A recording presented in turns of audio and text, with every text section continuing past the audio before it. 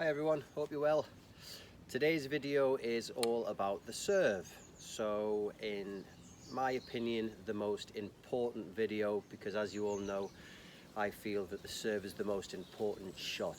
Okay, why? Because it simply begins the game. If you don't get your serves in, then you can't obviously start. So most important video really is all about the serve. Again, I'll break it down from the different grips, the technique, and the feet. Okay, before I get into it, a couple of things I would say. Similar to your smash, anything that's up here that you're having to perform, okay, try not to panic. Try and keep everything up, try and keep nice and calm as you perform in the stroke. Yes, it is harder because simply we don't do as many things in our day-to-day life up here, okay? But the main thing is don't panic, keep your head up, keep focused on the ball. The second thing I would say, and I noticed this down at the club, is the amount we practice our serve is way lower than the majority of shots that we get down to the tennis club and play. It's mainly your ground strokes and your volleys and what have you. But I don't really see a lot of people getting down to the tennis club and simply just practicing their serve, and that is so important because it is the most important shot. Okay, try and get down and practice your serves a little bit more often. Right, the grips. For me, there's four. You've got your semi-western forehand grip, you've got your modified eastern forehand grip, you've got your eastern forehand grip, your chopper grip, your continental grip, and you've got your eastern backhand grip where your knuckle would be on top over on the side. There for me are the four different grips you can use when you're serving. Okay, so the first thing we'll look at is the semi-western grip. We use this grip for children that are young because it's quite a straightforward action. We're not putting too much stress through the joints, we're just asking them to go straight forward. It's a semi-western grip is also an area where adults or juniors quite new to the game will begin. Same reasons apply because it's quite a straightforward action that you're asking the arm to perform. It's popular with people that have played a long time and don't feel a need to change their grip to create different areas of where they're going to serve. So if they're going to serve across, if they're going to serve straight, that's quite straightforward. Okay, so that's the semi-western forehand serving grip. Okay, once we get into the modified eastern forehand grip, what changes is that allows the wrist a little bit more opportunity to start pulling around the sides of the ball in different angles. So therefore creating spin on the ball and getting that ball moving while it's in the air going down towards the service box. Okay, quite popular within club level play, not so much now as in professional play, more kind of back in the 80s. Your Boris Becker used that grip, the modified eastern forehand grip. Okay, the next one, the eastern forehand grip, the continental, the shaking hands. Now we're starting to get into the area of where you'll find some professionals using this grip, and again it just means that racket work around the ball for topspin, for slice, okay, for flat, you just pronate that wrist to the back of the ball. It can start working those angles and the movement of the ball even more. Okay, and the final one, the eastern backhand grip. I think this is probably the most popular on the tour today, and again it just means that this racket, they can work the racket around the ball to create that movement of the ball in the air just more aggressively. Reason being, the return of server. Obviously they have become so good and quick at reacting to the ball in modern tennis that just pulling that racket back and blocking the ball back if the ball's in a comfortable area is quite easy for the professional tennis player, even when that ball's coming down at them at 130 miles an hour. So now, to keep the returner guessing, the server up until this point, okay, the returner cannot tell where they're going to hit the serve, okay? And if you use these more central grips, more eastern grips, the server can work the racket round the ball to get that ball moving, and therefore create not only pace but movement for that returner to have to go and retrieve the return of serve. So it just makes it a little bit harder for that returner, okay? Let's get on to the technique side of things. The first thing that I'd like you to try and practice is just practicing the rhythm of a serve, and it's so important that you get comfortable with what works for you, because as you see on the professionals, no serves are identical really, but what they're very good at is just getting a nice rhythm through the beginning of their serve into their trajectory up to the ball and then forward. And a good little exercise, what I like to practice, is if you get a long sock, put a tennis ball at the bottom of the sock, okay, and then measure it up against your tennis racket, and then grab the sock roughly where your hand would be, okay, and all as you're going to practice 3 stages. Stage 1 is just practicing the racket action, and you keep the tension within the ball and the sock. Yeah, I'll do it from this way. And you keep the tension within that sock. What you don't allow is the tension to go. Okay, you've got to keep the tension throughout the motion. That's stage 1. Stage 2 is adding in the ball throwing arm, okay? So as you're coming past your legs here, you practice throwing the ball up. As you swing over, the arm comes towards your chest and then moves out the way. As it goes down, you throw the ball up, pulls into your chest, moves out the way. Throw the ball up, pulls into your chest, moves the arm away, okay? Stage 3 is adding in a little bit of leg work. So as this comes over and it's going to drop, I bend my legs and I push my legs up as the ball swings up to the point of contact, okay?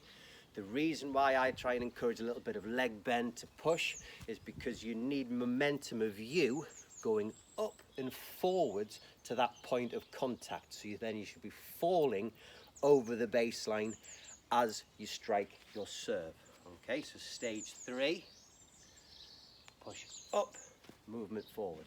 As you can see, I've got a little bit of a leg bend. Start again. Bend and push forward. Start again. Bend and push forward. Okay, and that's just a great little exercise to practice. Getting that tension. Then the arm. Then the legs. Okay, great little exercise that you can do at home. All right, so technique. Grip we've got, we'll decide on which one we use in a minute. I like to try and teach the feet to be in a specific position, and for me, if you're right-handed, your left toes point towards the right net post of the tennis court that you're playing on, and that doesn't matter whether you're serving to the deuce side of the court or you're serving to the advantage side of the court. Those leading foot, so for your right, if you're right-handed, the left toes point to the right net post of the tennis court, and your back foot points to 3 o'clock. If you've got an imaginary clock around your feet, 3 o'clock. How close or how far apart, just get them comfortable, roughly around about your shoulder width. Yes, you'll see pros quite close here. Don't see too many too far apart. It's just a comfortable position, so you're balanced. So as the racket goes up to the important part of striking the ball, you can have a little push of your body up and forwards in the direction.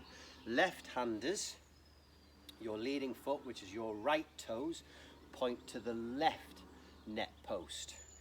Okay, and again, doesn't matter which side you're serving to, the due side or the advantage side, the right toes point to the left net post, and your back foot points to 9 o'clock. Okay, and again, the same rules apply. How far apart? Just be comfortable. It has to be a position so as you swing, you can feel you've got balance to push up and forwards in the direction. Okay, next point is how far are you turning? Okay, just be sideways. Yes, you can have a little bit more round, not so much square arm, because you need those hips, body to be sideways. Okay, so that's the ready position in relation to the feet, and it's ready to have this bowling, throwing action forward. The next part is the ready position for your arms. So I've got my feet ready. Try and get your racket arm and your ball arm comfortable. Again, some people hold it against the strings, have them here, don't necessarily have them too far apart from each other. Just get it comfortable. I put mine in the neck, in the middle there, and I just hold it comfortable there. I see a lot of people down at the club start quite high. Don't start too high, because we're mainly going to get into the part now of what I get asked most about, and that is how do I control my opposite arm, okay, controlling this ball throw consistently. Yeah, and if you start too high, you've got a lot going on and a lot of movement before this arm releases that ball. Yeah, so just start at a comfortable position. My position is there. Yeah, so this arm is coming down towards my front thigh and then is going back up, and that's it. And the momentum of that, as I open up my fingers, allows the ball to go straight up, slightly in front of me on the right side, because I'm right-handed. Obviously, it wants to go up slightly on the left side if you're left-handed. And that's it, and it gets released around about somewhere between your shoulder and eye height. The next key thing is that that arm performs that movement without any bend. So the two areas that can bend, which is your wrist and your elbow, have to stay as locked as possible through that position, through that motion. And so the shoulder's doing the work. I'll do it from this position. Okay, and I'll do it from this position, and that's it. We're not flicking and bending, and you don't want the ball spinning, and that's a good indication. When you throw that ball up, if the ball's spinning a lot in the air when you're looking at it, then you're flicking, you're doing something. As you throw it up,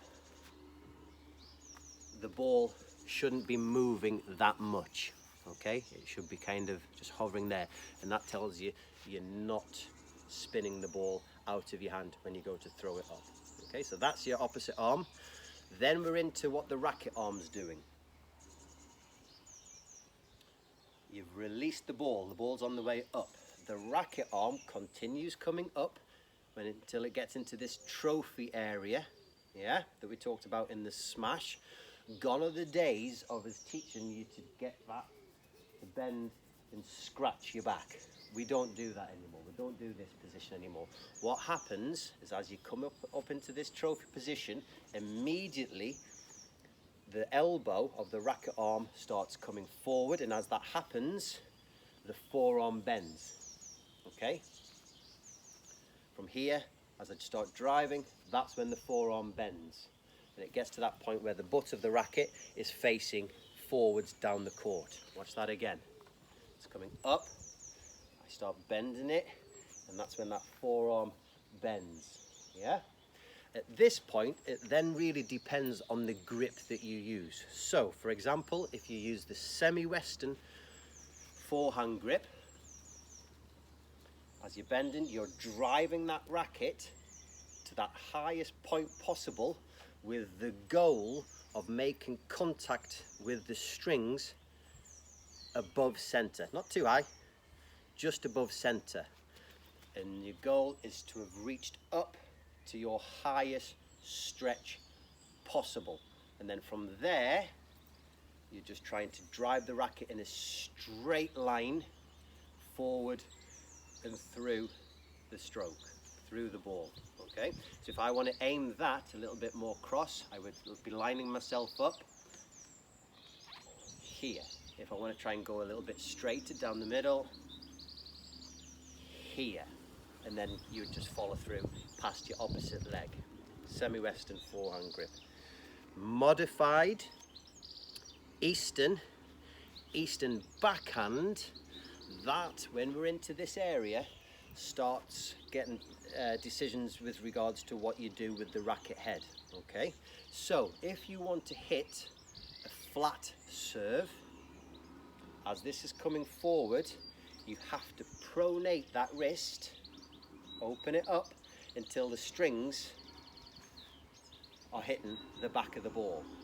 Yeah, opening it up here. And remember, as long as you don't have wrist and rotator issues that would hurt the arm, then yes, you can have a go at doing that. And it's a case of opening that wrist up until the strings are hitting the back of the ball. Again, same rules apply. It's you're trying to achieve a contact in this area just above middle at your highest reach before that then follows through.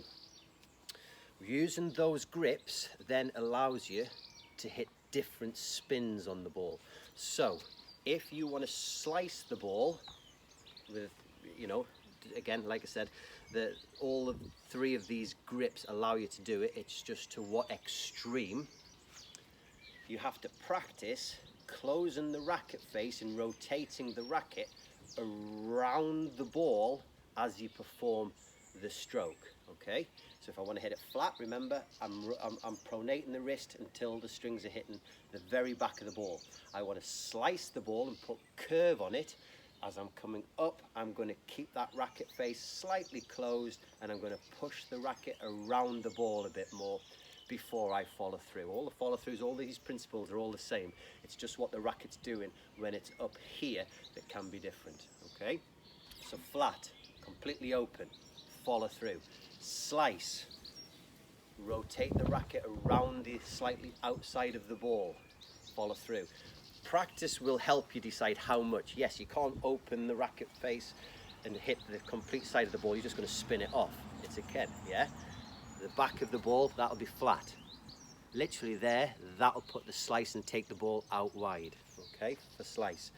The last one is topspin. Topspin is slightly different because you need to throw the ball into a different place.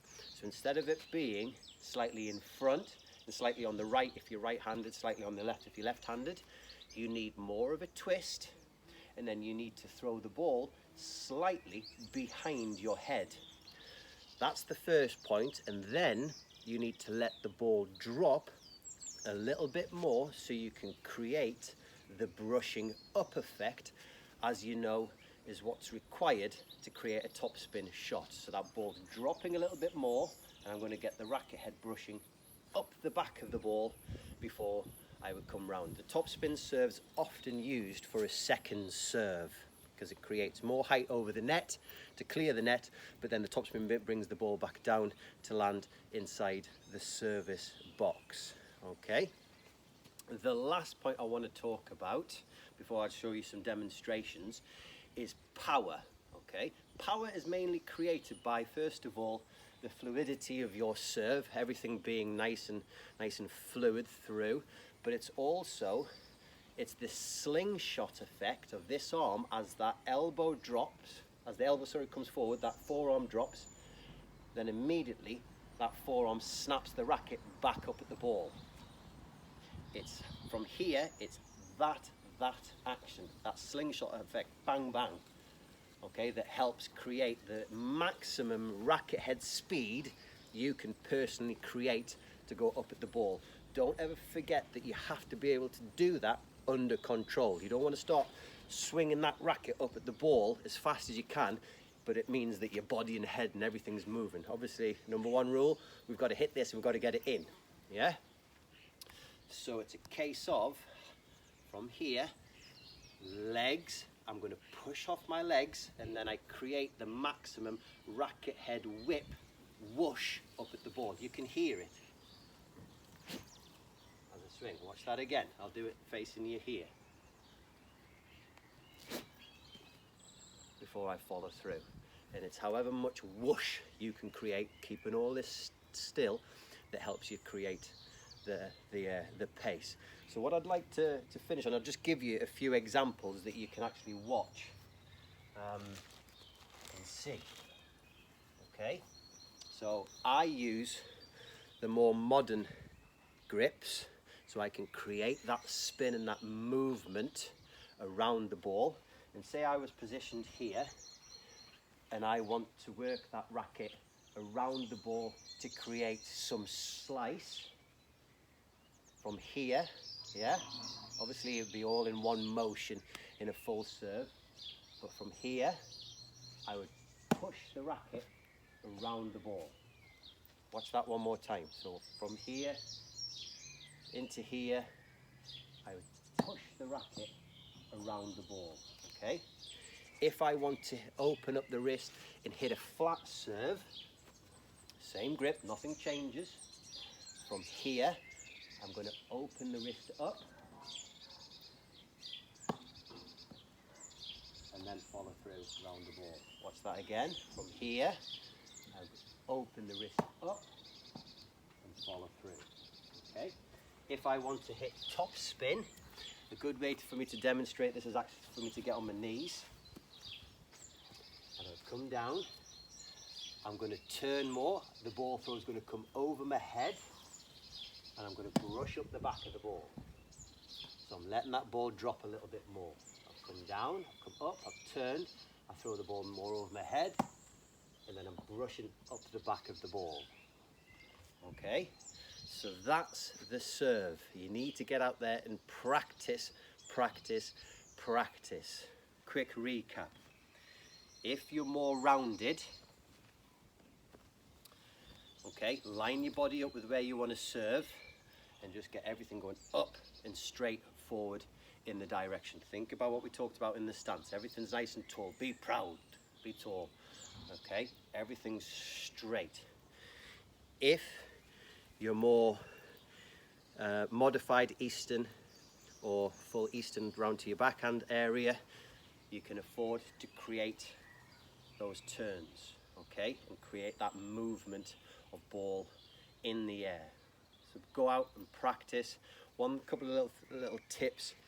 If you're used to being more in the semi-western area, don't try and go all the way around to here. You're just going to injure your arm because you're asking these joints to go and perform something that they're just not used to. That has to be a gradual movement. To give you an example, if I'm teaching a child that's here and my goal is to get them round to here, that would be a process, if you look at this hand, of gradual movements over 12-18 months. I would have to do it in stages, and also for adults, because I need these joints, these ligaments, these muscles to have time to adjust, and importantly to strengthen in order for you to be able to do those different things. The majority of the principles, as you've just seen, are all the same.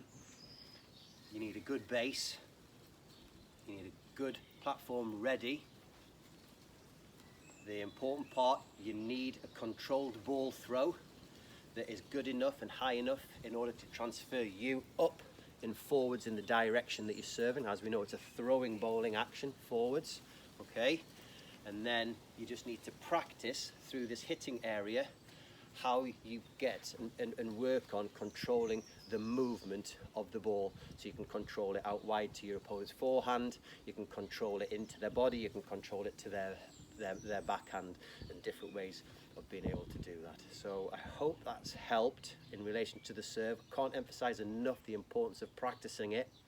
Yeah, if you watch those professionals, none of them have an identical serve, not one. Okay, they're all very slightly in different areas, but what they do is that they've practiced and practiced and practiced, and they've got the fundamental parts absolutely spot on, and most importantly, they've become confident in their own ability to go out there and serve. Okay, that's the most important thing. You need to get out and practice it. I hope it's helped.